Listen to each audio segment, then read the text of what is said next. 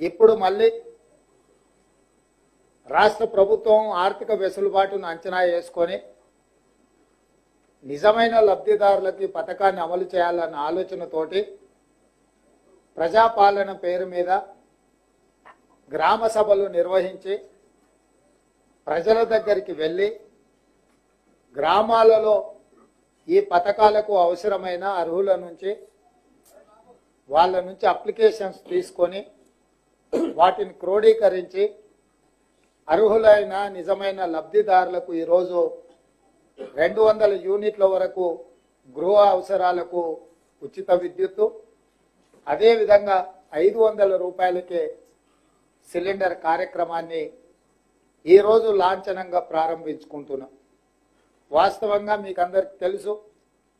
చేవెళ్లలో ఈ కార్యక్రమాన్ని పెద్ద ఎత్తున